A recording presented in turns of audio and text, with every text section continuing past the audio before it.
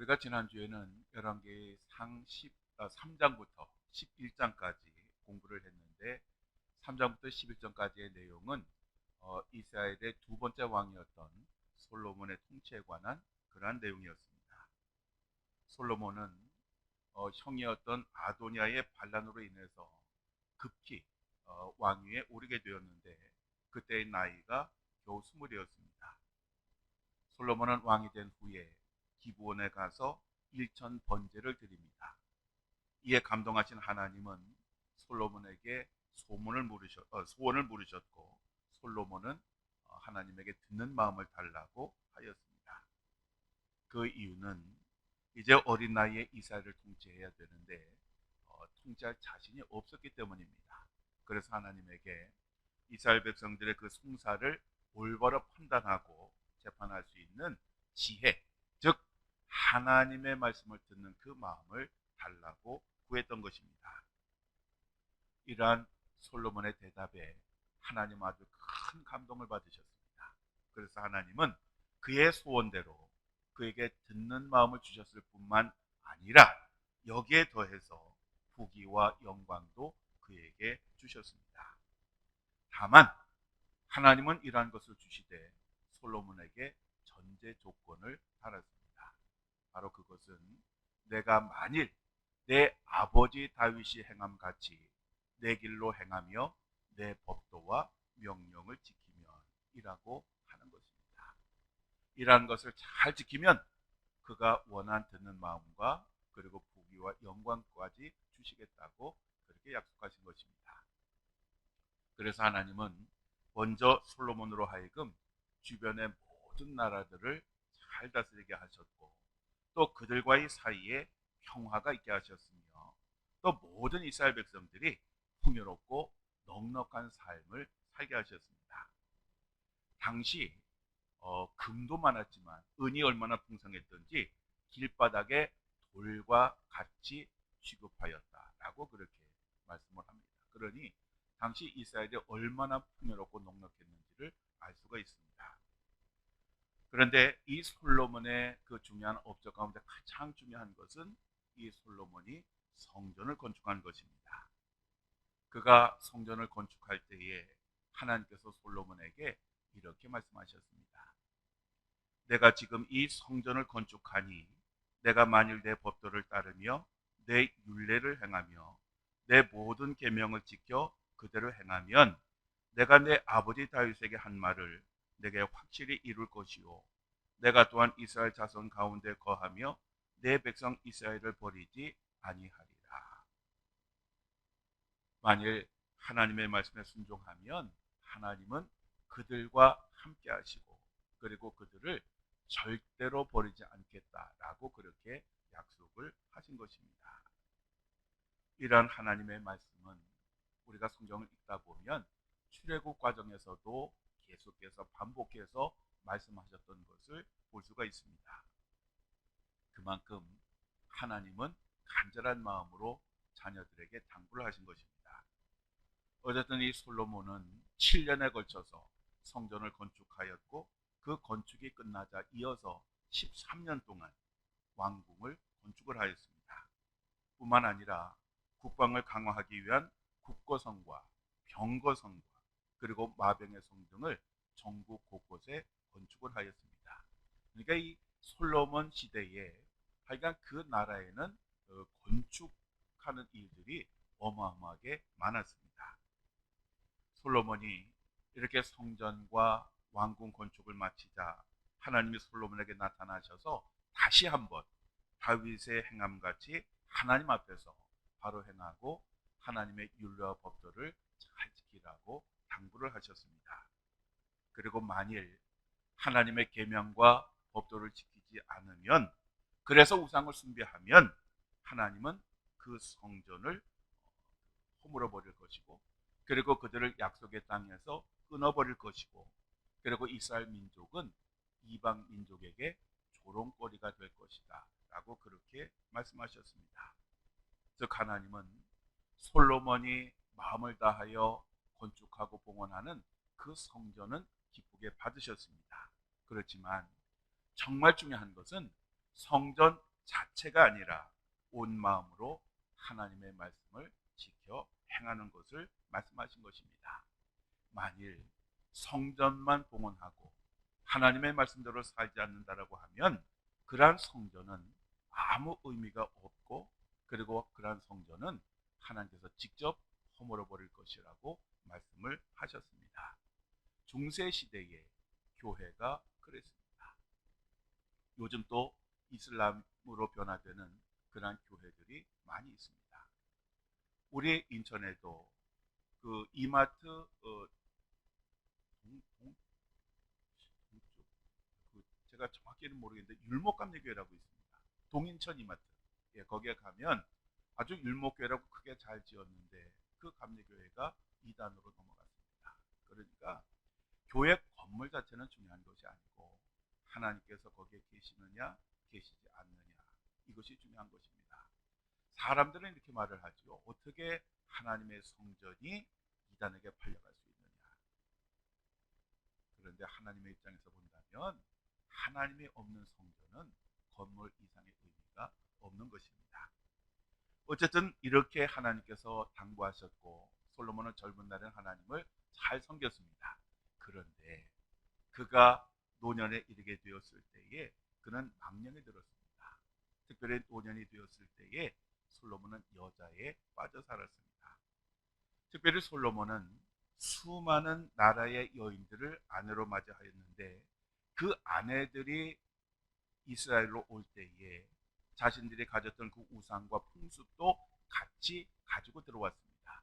그런데 솔로몬이 젊었을 때에는 뭐 그런 것이 없었지만 노년이 되었을 때에는 그런 아내들의 말을 듣기 시작했고, 그리고 아내들을 위해서 아내들이 섬기는 우상을 위한 신전을 이스라엘 땅에 건축을 했고, 그리고 같이 우상을 숭배하였습니다. 그래서 거룩한 도성 예루살렘이 우상 숭배로 가득하게 되었습니다. 하나님은 이러한 현실이 너무너무 안타까우셔서 솔로몬에게 2번이나 나타나셔서 그 다른 신을 따르지 말라고 그렇게 당부하셨음에도 불구하고 솔로몬은 끝까지 하나님의 말씀에 불순종하고 우상을 숭배하였습니다. 그래서 하나님이 솔로몬에게 나타나셔서 이렇게 말씀하셨습니다.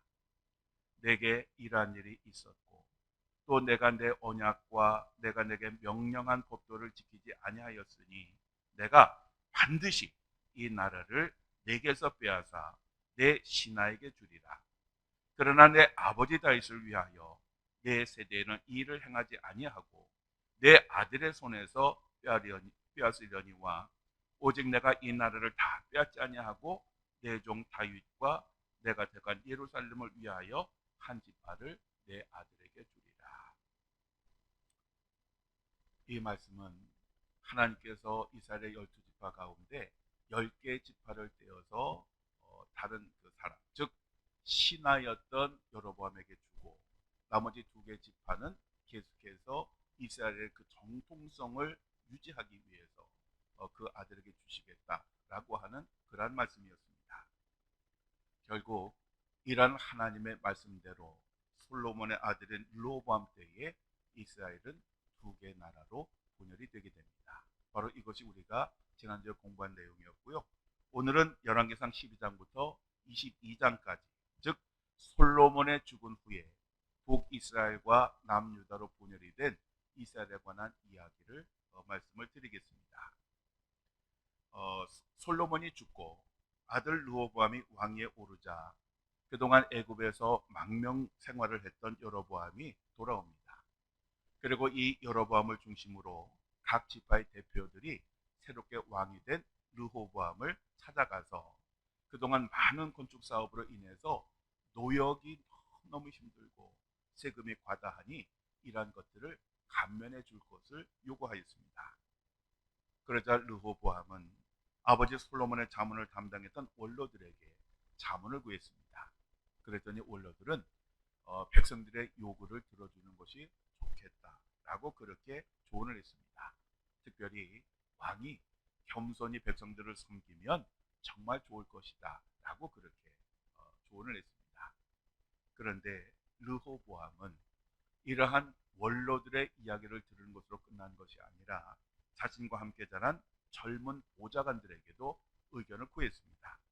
그랬더니 젊은 보좌관들은 오히려 이전보다 더 혹독하게 백성들을 다루라고 조언을 하였습니다.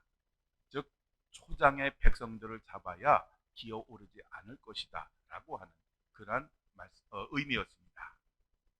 르호보암은 원로들의 조언을 따른 것이 아니라 이 젊은 보좌관들의 조언을 따릅니다.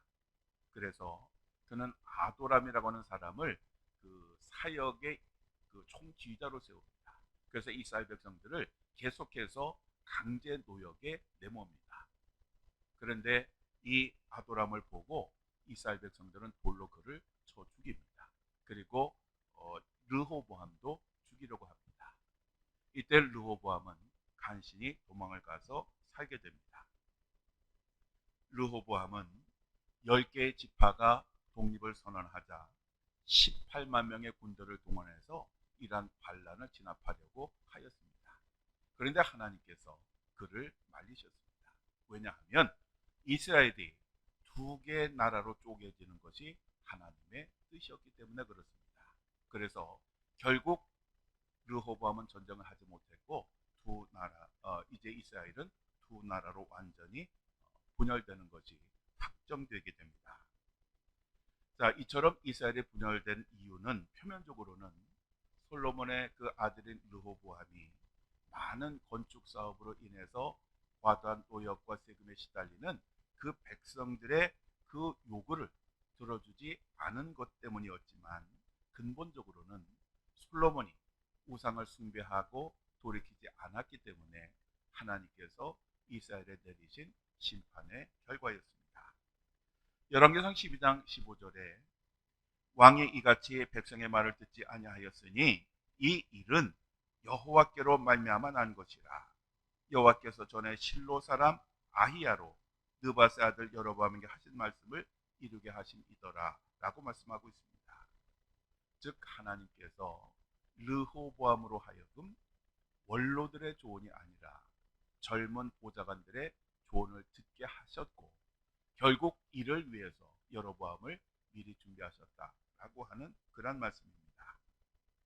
즉 하나님은 솔로몬이 우상을 아주 숭배하고 타락했을 때에 그를 그때 심판하셔야 했지만 하나님은 그의 아버지 다윗을 보셔서 그 솔로몬의 때가 아니라 솔로몬의 아들 때에 심판을 하셨던 것입니다. 우리가 세상을 살면서 신앙생활을 잘 해야 하는 이유가 바로 여기에 있습니다. 출애굽기 20장 5절에서 6절에 보면 나 내 하나님 여호와는 질투하는 하나님인즉 나를 미워하는 자의 죄를 갚되 아버지로부터 아들에게로 3, 4대까지 이르게 하거니와 나를 사랑하고 내 계명을 지키는 자에게는 1000대까지 은혜를 베푸느니라 라고 말씀하고 있습니다. 하나님은 우리들의 죄를 3, 4대까지 그리고 우리들의 복을 1000대까지 베푸실 것이라고 말씀을 하신 것입니다. 그러니까 우리가 신앙생활 잘하면 하나님을 기쁘시게 하면 우리만 복을 받는 것이 아니라 자녀들까지 복을 받게 된다는 것입니다. 그러니 신앙생활 열심히 해야 되지 않겠습니까? 어쨌든 여로보암을 중심으로 10개의 지파가 북이스라엘이 되었고 그리고 르호보암을 중심으로 유다와 베냐민 지파 이 두 개 지파가 남유다를 이루게 되었습니다. 북이스라엘을 세운 여로보암은 세겜의 수도를 정하고 베델과 단에 금송아지를 만들어 세웠습니다. 그리고 금송아지를 숭배하기 위한 제단을 만들었고 레위 자손의 제사장들을 해임을 하고 일반 백성들 가운데 자원자들을 제사장으로 삼았습니다. 즉 제대로 교육도 받지 않은 그러한 사람들을 제사장으로 세웠을 뿐만 아니라 원래 제사장은 레위 지파 사람들만이 할 수 있도록 하나님께서 정하신 법칙이었는데 그것을 무시하였다라는 것입니다. 또 여로보암은 유다의 절기와 비슷한 절기를 만들어서 북이스라엘 백성들로 하여금 자신이 만든 짝퉁 절기를 지키도록 요구하였습니다. 여로보암이 이렇게 한 이유는 북이스라엘 백성들이 신앙의 중심지인 남유다 예루살렘 성전을 찾아가서 제사를 드리면, 그리고 절기를 지키기 위해서 예루살렘을 찾게 되면 그들의 마음이 자신이 아니라 남유다의 왕에게로 갈 것이 걱정이 되었던 것입니다. 그래서 이러한 것을 막기 위해서 베델과 단에다가 금송아지를 세웠고, 그리고 북이스라엘 백성들이 남쪽으로 가지 못하도록 차단을 했던 것입니다. 그래서 그는 베델과 단에 금송아지를 만든 후에 그 북이스라엘 백성들이 한 얘기가 바로 이 신이 너희를 애굽에서 인도해낸 신이다 라고 그렇게 이야기를 했던 것입니다. 이렇게 베델과 단에다가 금송아지를 만들고 베델에서 금송아지를 숭배 제사하고 있을 때에 유다에서 하나님의 사자가 이 여로보암을 찾아옵니다. 그리고 하나님의 말씀을 전하는데 이런 말씀입니다. 넘겨주시죠. 제단아 여호와께서 이와 같이 말씀하시기를 다윗의 집에 요시아라 이름하는 아들을 낳으리니 그가 내 위에 분향하는 산당 제사장을 내 위에서 제물로 바칠 것이요 또 사람의 뼈를 내 위에서 사르리라 하셨느니라. 그러면서 그 제단이 갈라지고 그 위에 재가 쏟아질 것이라 라고 그렇게 예언을 하였습니다. 그러자 화가 난 여로보암이 손을 펴서 신하들에게 저놈을 잡으라고 그렇게 했는데 바로 그 순간에 이 손을 뻗은 이 손이 마비가 됩니다. 그래서 이 팔을 움직이지 못하게 됩니다. 뿐만 아니라 하나님의 사자가 예언한 대로 갑자기 제단이 갈라지고 재들이 바닥에 쏟아졌습니다. 이러한 모습을 보고 이 여로보암은 두려운 마음이 들었습니다. 자신의 손은 마비가 됐지요. 그리고 하나님의 경고의 말씀이 이루어졌지요. 그래서 하나님의 사자에게 급히 제발 부탁하니까 하나님께 좀 말씀을 드려서 은혜를 좀 베풀어 달라고 그렇게 요청을 합니다. 그래서 하나님의 사자가 기도를 했더니 이렇게 뻗어있던 그 여로보암의 손이 풀리게 됩니다. 그러자 이 여로보암은 하나님의 사자에게 내가 제물을 많이 줄 테니까 나하고 같이 우리 집으로 가서 머무르라고 그렇게 부탁을 합니다. 그런데 하나님의 사자가 하는 얘기가 자기 자신이 이곳에 올 때에 하나님께서 말씀하시기를 그곳에 가면 떡도 먹지 말고 물도 마시지 말고 그리고 온 길로 다시 오지 말라라고 그렇게 말씀하셨다라고 하면서 즉시 그 자리를 떠나게 됩니다. 여기까지는 참 좋았습니다. 그런데 베델에 사는 한 늙은 선지자가 이 이야기를 전해 듣고 이 하나님의 사자를 뒤따라가서 자기 자신의 집으로 가서 떡을 먹고 물을 마시고 좀 쉬었다 가라라고 그렇게 이야기를 합니다. 그러자 처음에는 하나님의 사자가 늙은 선지자의 제안을 거절을 합니다. 왜냐하면 하나님의 말씀에 어긋났기 때문에 그렇습니다. 그러자 늙은 선지자가 이런 말을 합니다. 야, 너만 선지자 나도 선지자지. 하나님이 내게 다 이미 말씀하셔서 너를 데려다가 떡을 먹이라 그렇게 말씀하셨다 라고 그렇게 얘기합니다.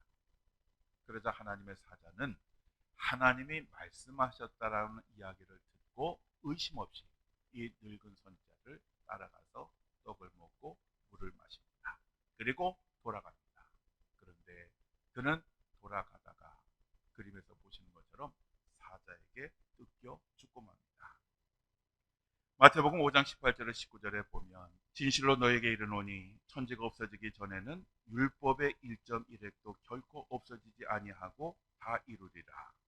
그러므로 누구든지 이 계명 중에 지극히 작은 것 하나라도 버리고 또 그같이 사람을 가르치는 자는 천국에서 지극히 작다 일컬음을 받을 것이요 누구든지 이를 행하며 가르치는 자는 천국에서 크다 일컬음을 받으리라 라고 예수님이 말씀하셨습니다. 하나님의 말씀은 그냥 하신 말씀이 아니라 반드시 이루어지는 말씀입니다. 그러므로 우리들은 하나님의 말씀을 대충 들으면 안 됩니다. 하나님께서 어떤 말씀을 하셨는지 잘 들어야 됩니다. 그리고 하나님의 말씀을 잘 듣는 것으로 끝나는 것이 아니라 그 말씀을 삶에서 실천하며 살아야 합니다. 이 베델의 늙은 선지자는 자기 자신이 거짓말한 것 때문에 하나님의 사자에게 뜯겨 죽였다라고 하는 그러한 이야기를 듣고 가서 그 찢겨진 그 시신을 수습을 하고 장례를 치러줍니다. 그런 후에 이 사람이 전한 하나님의 말씀은 사마리아의 산당에서 그대로 이루어질 것이다 라고 그렇게 선언을 하게 됩니다. 우리가 신앙생활을 하면서 정말 잊어서는 안 되는 것이 있습니다. 그것은 목사라고, 아니면 선교사라고, 아니면 성령의 특별한 은사를 받은 사람이라고 그가 하는 말을 무조건 믿어서는 안 된다는 것입니다. 신천지가 사람들을 유혹하는 방법 가운데 하나가 바로 이것입니다. 해외에서 국내에 들어온 선교사가 있는데 굉장히 신령하니까 한번 그를 초청해서 같이 말씀을 들어보자 라고 하는 것입니다. 그러니까 우리 성도들은 무조건 믿으면 안 됩니다. 항상 그 말씀을 성경으로 보아야 됩니다. 성경에 보면 마귀는 광명한 천사의 모습으로 우리를 유혹할 것이다 라고 그렇게 이야기를 합니다. 이단들이 바로 대표적인 예입니다. 그러므로 우리들은 이러한 잘못된 말씀에 넘어가지 않으려고 하면 하나님의 말씀을 바로 알아야 하고 하나님의 말씀을 끊임없이 배워야 합니다. 이단에 넘어가는 이유는 하나님의 말씀을 제대로 알지 못하기 때문입니다. 어쨌든 하나님은 여로보암에게 이러한 사건들을 통해서 경고를 하셨습니다. 그럼에도 불구하고 여로보암은 악한 길에서 돌이키지 않았습니다. 결국 이로 인해서 여로보암의 가문은 결국 멸망을 당하게 됩니다. 북이스라엘의 초대 왕이었던 여로보암은 24년 동안 통치를 하다가 죽게 됩니다. 한편 남유다의 그 초대 왕이었던 르호보암은 41세의 나이에 왕이 되어서 평생 동안 아버지 솔로몬과 암몬 사람이었던 어머니의 영향을 받아서 우상을 아주 열심히 숭배를 하였고 산당과 우상과 아세라상을 만들어서 섬겼습니다. 또 그로 인해서 유다 백성들도 하나님이 아니라 우상을 열심히 숭배하였습니다. 뿐만 아니라 남유다의 우상 신전에는 남창들이 가득했다라고 성경은 말씀하고 있습니다. 그러니 얼마나 타락이 심각했는지를 보여주는 것입니다. 그러자 하나님께서 그들을 정신 차리게 하기 위해서 징계를 하셨는데 그것은 애굽 왕 시사그를 통해서 예루살렘의 성전과 왕궁에 있는 모든 보물들을 탈취하게 하였고 특별히 솔로몬이 만든 금방패를 빼앗아가게 하셨습니다. 바로 이러한 하나님의 징계를 받은 후에 르호보암은 결국 17년 통치 끝에 죽게 됩니다.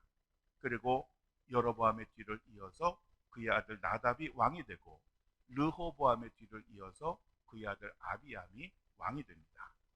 그런데 이때 북이스라엘의 왕가에 특별한 사건이 일어나게 됩니다. 그것은 여로보암의 아들이 병이 든 것입니다. 그러자 여로보암이 그 아내에게 변장을 하고 예전에 자기 자신에게 그가 북이스라엘의 왕이 될 것이라고 예언을 했던 선지자 아이야를 찾아가서 자기의 아들이 어떻게 될 것인지 물어보라고 그렇게 이야기를 합니다. 반면에 하나님은 이 아이야 선지자에게 여로보암의 아내가 찾아올 것을 미리 알려주셨고 만약에 그 여로보암의 아내가 찾아오면 말을 전해달라고 하셨는데 그 말은 뭐냐 하면 하나님이 여로보암을 왕으로 세워주셨는데 그 여로보암이 다윗과 같이 진심으로 하나님의 명령을 따르지 않고 이전 사람들보다 더 악을 행하였고 우상을 만들어 숭배하였기 때문에 하나님께서 이 여로보암을 버리신다라고 하는 그런 내용이었습니다. 그러면서 이렇게 말씀하십니다. 내가 여로보암의 집에 재앙을 내려 여로보암에게 속한 사내는 이스라엘 가운데 내인자나 노인자나 다 끊어버리되 거름더미를 쓸어버린 같이 여로보암의 집을 말갛게 쓸어버릴지라 라고 말씀하셨고 결국 여로보암의 가족들은 그 시신이 길과 들에 버려져서 개들과 새들의 먹이가 되고 말았습니다. 다만 이 여로보암의 가족들 중에 병에 걸렸던 그 아들만은 그가 하나님 향해 선한 뜻을 가지고 있었기 때문에 이 아들만은 요실의 장사를 지내게 됩니다. 열왕기상 14장 16절에 우리가 정말 마음에 새겨야 할 아주 중요한 말씀이 나옵니다. 그 말씀은 여호와께서 여로보암의 죄로 말미암아 이스라엘을 버리시나니 이는 그도 범죄하고 이스라엘로 범죄하게 하였습니다. 자, 여기에 보면 여로보암의 죄를 두 가지를 이야기합니다. 하나는 본인이 범죄한 겁니다. 그리고 또 하나는 이스라엘 백성들로 하여금 범죄하게 하였다라고 하는 것입니다. 하나님의 말씀은 이 말씀대로 이루어져서 북이스라엘을 그 역사를 보면 계속해서 우상을 숭배하고 죄를 범하다가 결국 망하게 됩니다. 르호보암과 이 여로보암, 북이스라엘과 남유다의 이 초대 왕들 사이에서는 항상 전쟁이 있었습니다. 자, 열왕기상 15장으로 넘어가면 여로보암의 아들 나답이 왕이 되었는데 나답은 그의 아버지 여로보암의 길로 행하여 하나님 보시기에 악을 많이 행했습니다. 여러분, 우리가 성경을 읽다 보면 북이스라엘의 왕들의 삶을 표현하는 것이 반복되어 나오는데 그것은 여로보암의 길로 행하여 그리고 또 하나는 이스라엘에게 죄를 범하게 하여 라고 하는 말입니다. 결국 이 말은 북이스라엘의 왕들이 여로보암처럼 하나님 앞에서 죄를 지었다라고 하는 그런 의미입니다. 나답은 왕이 된 지 2년 만에 바사의 반란으로 죽임을 당하게 되고 결국 여로보암의 왕조는 하나님의 말씀대로 2대 만에 끝이 나고 맙니다. 한편 남유다에서는 아비암이 왕이 되어서 3년 동안 통치하였는데 이 아비암도 그의 아버지가 행한 모든 죄를 그대로 따라 행하였고 그의 마음이 조상 다윗의 마음과 같지 않아서 하나님 앞에 온전하지 못했습니다. 그래서 하나님은 그 예루살렘 하나님의 도성을 견고하게 하시기 위하여 그를 내리시고 그의 아들 아사를 왕으로 세우셨습니다. 이 아사는 왕이 돼서 41년 동안 유다를 통치하였습니다. 이 아사는 하나님 앞에서 정직하게 행하였고 그리고 남유다에 있는 그 남창들 우상을 숭배하는 그들을 추방을 하였으며 또 모든 우상들을 없앴습니다. 심지어는 아세라 상을 만들어 숭배하던 어머니 마가를 태위의 자리에서 끌어내렸습니다. 아사는 우상 숭배로 더럽혀진 예루살렘을 정화하는 큰 일을 하였던 것입니다. 그런데 그가 단 한 가지 못한 것이 있습니다. 그것은 예루살렘에 있는 산당을 없애지 못한 것이었습니다. 바로 이것이 그의 흠이었습니다. 그래서 우리가 이번 학기를 시작할 때에 개강 강의 때 말씀드린 것처럼 이 아사 왕은 잘했지만 이 산당을 없애지 못했기 때문에 하나님께로부터 비학점을 받은 그런 왕이었습니다. 자, 열왕기상 15장 5절에 보면 이스라엘 왕 중에 가장 위대한 왕이 누구냐? 바로 다윗입니다. 여기에 보면 이렇게 말씀하죠. 이는 다윗이 햇사람 우리아의 일 외에는 평생에 여호와 보시기에 정직하게 행하고 자기에게 명령하신 모든 일을 어기지 아니하였습니다. 아멘. 그러니까 하나님께서 왜 다윗을 그렇게 사랑하셨느냐? 바로 이 성경 말씀에 잘 기록이 되어져 있습니다. 다윗도 인간인지라 하나님 앞에 큰 죄를 지었습니다. 그렇지만 그 외에는 항상 하나님의 말씀을 청종하고 하나님의 말씀을 따라 살았습니다. 그러므로 우리가 어떻게 되느냐? 당연히 우리도 하나님의 말씀대로 살면 하나님께서 우리를 귀하게 여기시고 우리를 축복해 주시고 우리와 함께 해 주시는 것입니다. 열왕기상 16장으로 넘어가면 바사 왕조도 여로보암의 왕조와 같이 2대 만에 끝이 나고 맙니다. 시므리라고 하는 사람이 반란을 일으켜서 디르사라고 하는 곳에서 바사의 아들인 엘라를 죽이고 새로운 왕이 되었음을 선포합니다.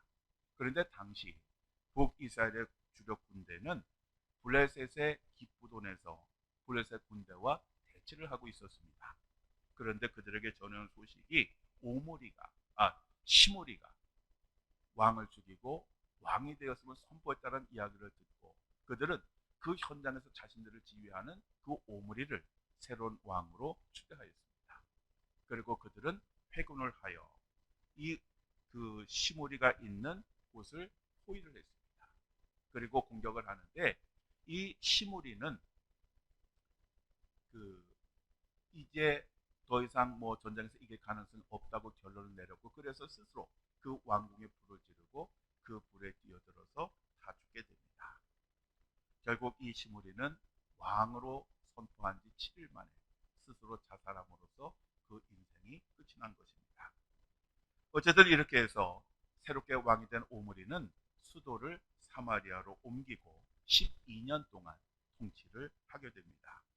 그리고 이 오므리의 아들인 아합이 그의 뒤를 이어서 왕이 되어서 22년 동안을 통치하게 됩니다.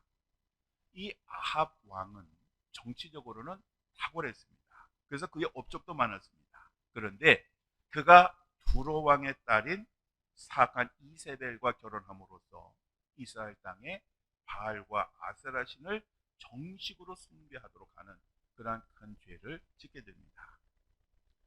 갈수록 태산이라고 하는 말이 있습니다. 그러니까 북이스라엘의 역사를 보면 왕들이 새로 생길수록 점점 더 그 죄가 깊어지고 그리고 우상 숭배하는 것이 더 깊어졌습니다. 아합 왕에 대해서 성경은 이렇게 정리를 합니다. 오므리의 아들 아합이 그의 이전의 모든 사람보다 여호와 보시기에 악을 더욱 행하여 느바세 아들 여로보암의 죄를 따라 행하는 것을 오히려 가볍게 여기며, 그러니까 아합 왕의 죄가 얼마나 큰지를 알 수 있습니다. 특별히 이 아합 왕의 가장 큰 죄가 뭐냐 하면 우상 숭배의 죄였습니다. 그래서 하나님께서 이 아합 왕 때문에 얼마나 화가 나셨는지 모릅니다. 이 아합 왕은 한 번은 히엘이라고 하는 사람을 시켜서 여리고 성을 건축하게 하였습니다. 원래 이 여리고는 베냐민 지파의 땅이었습니다. 그러니까 나라가 두 개로 분열될 때에 남유다의 땅이 되어야 했는데 이때 북이스라엘의 땅이 됩니다. 그러자 그 아합 왕이 그곳에 견관 성읍을 세우려고 했습니다. 그 이유가 뭐냐 하면 이 여리고성의 견관 성읍을 세우게 되면 남유다와 요단강 사이를 차단하는 효과가 있습니다. 그래서 그러한 효과를 얻기 위해서 이 여리고성의 견관 성읍을 세우려고 했던 것입니다. 그래서 이 히엘이 아합 왕의 명령을 받고 그 여리고 성읍에 터를 쌓습니다. 그런데 그 터를 쌓을 때에 맏아들 아비람이 죽습니다. 그리고 터를 쌓고 성문을 세울 때에 그의 막내 아들이었던 수굽이 죽습니다. 이것은 우연이 아니라 하나님의 말씀이 그대로 이루어진 것입니다. 여호수아 6장 26절에 여호수아가 그때에 맹세하게 하여 이르되 누구든지 일어나서 이 여리고성을 건축하는 자는 여호와 앞에서 저주를 받을 것이다. 그 기초를 쌓을 때에 그의 맏아들을 잃을 것이요 그 문을 세울 때에 그의 막내 아들을 잃으리라 하였더라. 즉 이 500년 전에 하나님이 하신 말씀이 그대로 이루어진 것입니다. 이처럼 하나님의 말씀은 1.1핵도 그릇됨이 없이 이 땅에 이루어지는 것입니다. 우리는 이것을 알아야 됩니다. 열왕기상 17장으로 넘어가면 엘리야 선지자가 등장하게 됩니다. 이 엘리야 선지자는 여호와는 하나님이시다 라는 그런 의미의 이름으로서 구약의 아주 대표적인 선지자였고 신약 시대의 세례 요한을 예표하는 그런 선지자였습니다. 이 그 엘리야 선지자에 대해서는 열왕기 하에서도 자세히 나옵니다. 이 엘리야 선지자는 하나님의 지시를 받고 아합 왕을 찾아갑니다.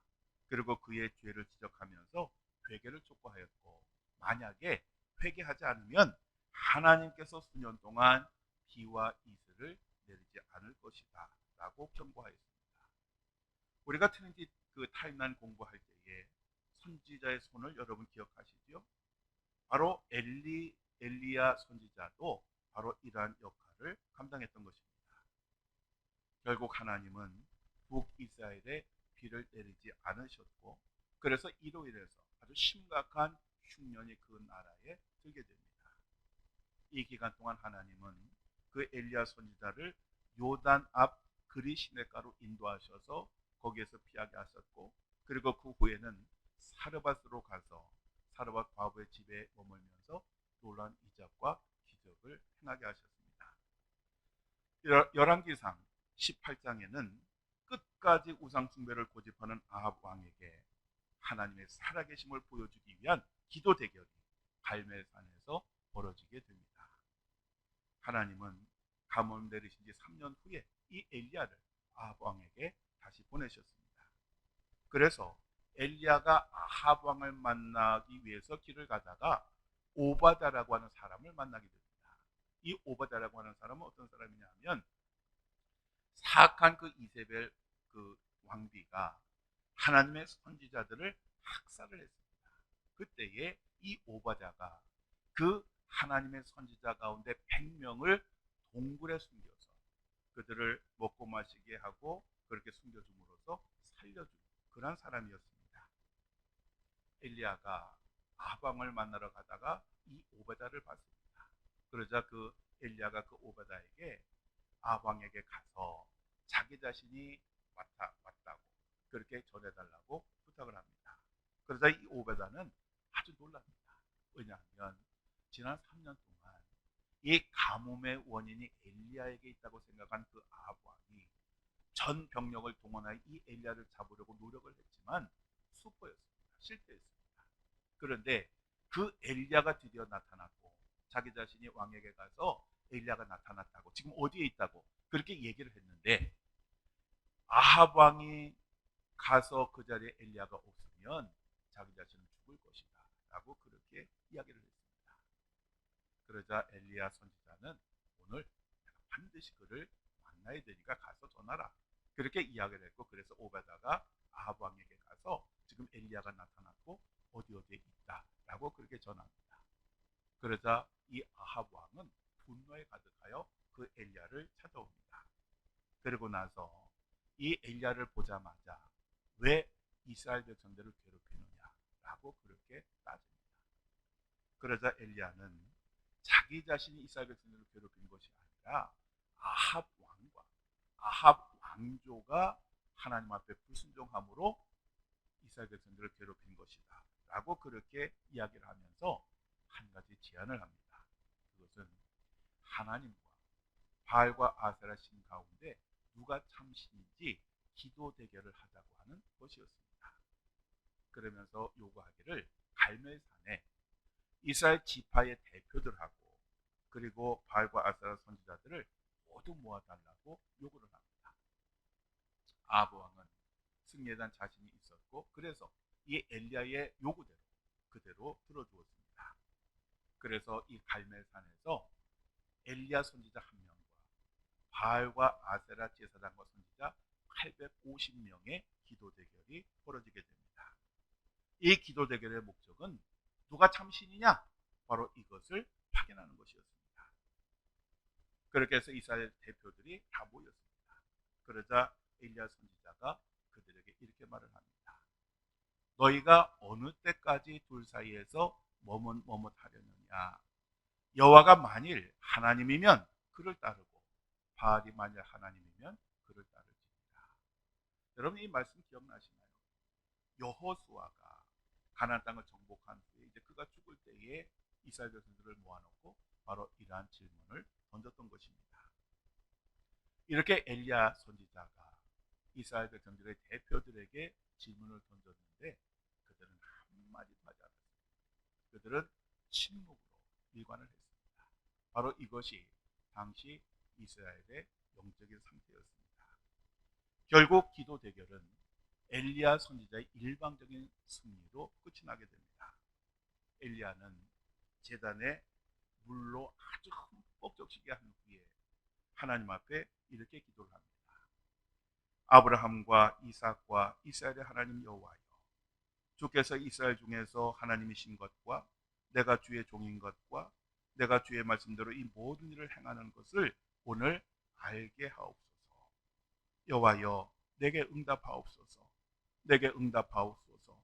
이 백성에게 주 여호와는 하나님이신 것과 주는 그들의 마음을 되돌이키심을 알게 하옵소서. 이렇게 기도를 했는데 기도하자마자 하늘에서 여호와의 불이 떨어집니다. 그리고 그 흠뻑 젖었던 모든 것들을 완전히 태우셨을 뿐만 아니라 그 주변에 흘러넘치는 그 물까지도 깨끗이 말리셨습니다. 바로 이러한 것을 현장에서 눈으로 보았던 이스라엘 백성들은 일제히 땅에 엎드려서 여호와 그는 하나님이시로다, 여호와 그는 하나님이시로다 라고 소리를 쳤습니다. 여러분, 이때 이스라엘 백성들의 대표가 어떤 마음이었습니까? 그동안 아합왕의 말을 따라서 우상을 숭배하며 살았는데, 하나님을 무시하며 살았는데, 그리고 헛된 것을 추구하며 살았는데 하나님의 살아계심 그 현장에서 체험했으니 얼마나 놀랐겠습니까?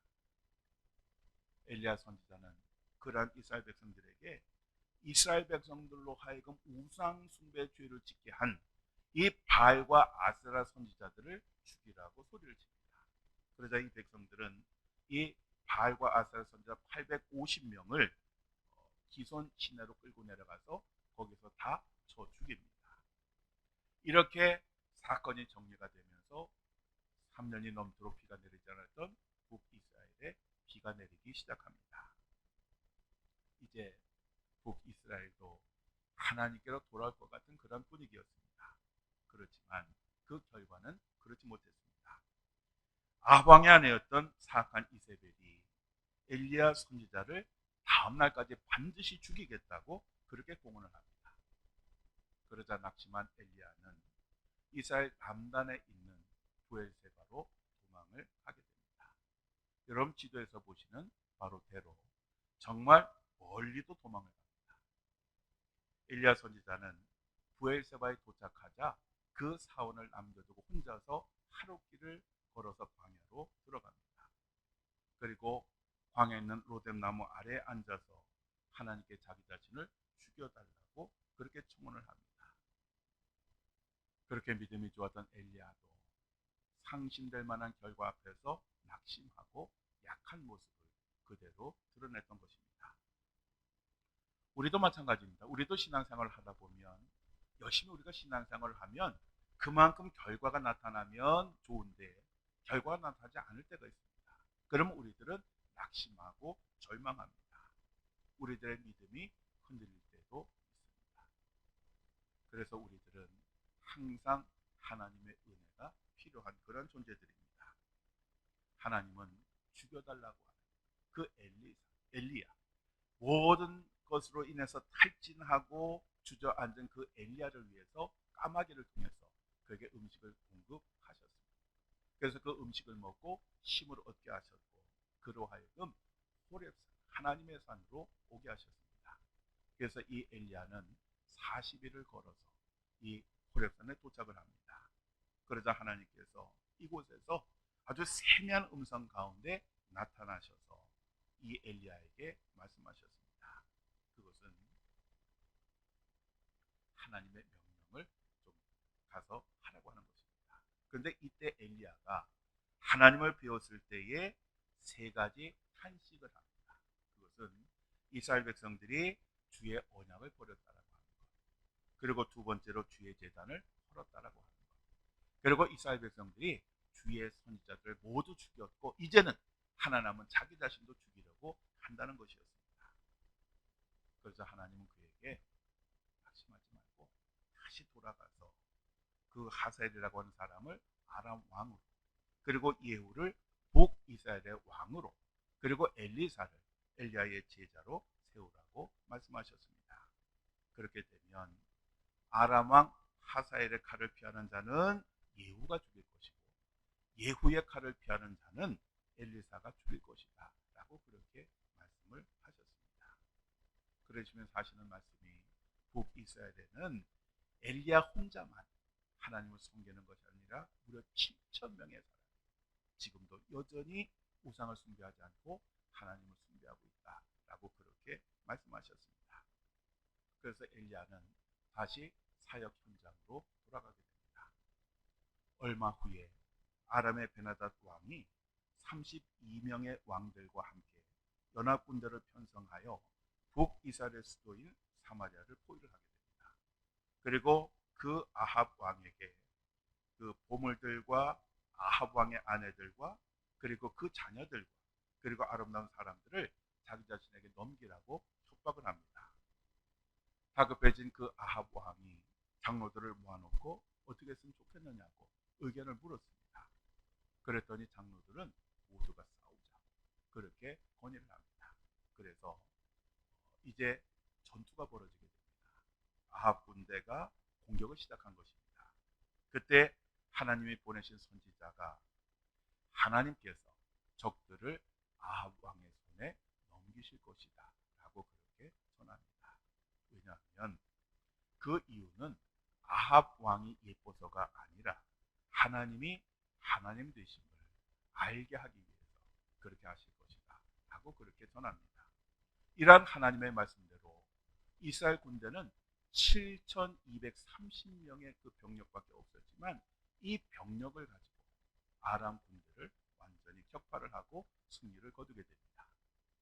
그러자 이때 물러난 베나닷 왕은 1년 동안 준비를 해서 다시 한번 이 북이스라엘을 쳐들어오게 됩니다.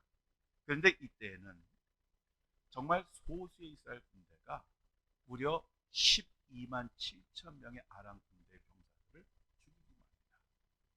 그러니까 보통 승리가 아닙니다. 이거는 상식적으로는 이해할 수 없는 그런 놀라운 승리였습니다. 왜냐하면 하나님께서 그렇게 하셨기 때문입니다. 바로 이때 하나님께서 사자를 그 아합 왕에게 보내셔서 지시하신 게 뭐냐면 그 아람국의 베나닷 왕은 반드시 죽이라 라고 그렇게 하셨습니다. 그런데 아합 왕은 아합 왕답게 하나님의 말씀에 순종하지 않았습니다. 이 아합 왕은 베나닷 왕을 형제라고 불렀고 그러자 베나닷 왕은 자기 아버지 때 빼앗았던 그 북이스라엘 성읍들을 그대로 돌려주겠다라고 그렇게 얘기했을 뿐만 아니라 자신들의 수도인 그 다메섹에다가 그 이렇게 장사를 할 수 있는 그러한 상가를 크게 만들 테니까 이스라엘 사람들이 와서 그곳에서 장사를 하라고 하는 그러한 제안도 합니다. 그러자 이 아합 왕은 하나님의 명령을 어기고 이 베나닷 왕과 죄악을 맺고 그를 풀어주게 됩니다. 그러자 또 다른 무명의 선지자가 아합 왕에게 가서 이렇게 말을 합니다. 내가 멸하기로 작정한 사람을 내 손으로 놓았음즉 내 목숨은 그의 목숨을 대신하고 내 백성은 그의 백성을 대신하리라.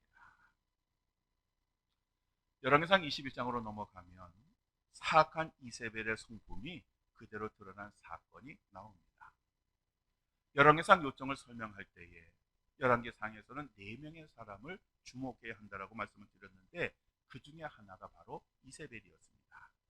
이 이세벨은 적극적인 우상 숭배자였을 뿐만 아니라 목적을 위해서라면 수단과 방법을 가리지 않는 아주 잔혹한 그러한 여자였습니다. 한 번은 남편 아합 왕이 그 아주 그 기름진 이스라엘 그 평화의 별장이 있었는데 그 별장 옆에 나봇이라고 하는 사람의 포도원이 있었는데 그게 그렇게 보기 좋았어요. 그래서 이 아합 왕은 나봇에게 내가 하여간 값은 얼마든지 쳐줄 테니까 그 포도원을 나에게 팔라라고 그렇게 이야기를 합니다. 그런데 나봇은 결사적으로 반대를 합니다. 하여간 얼마를 주더라도 나는 이 포도원을 팔 수 없다라고 그렇게 이야기를 합니다. 왜냐하면 그 포도원은 하나님께서 나봇의 집안에 주신 기업이기 때문에 그렇습니다.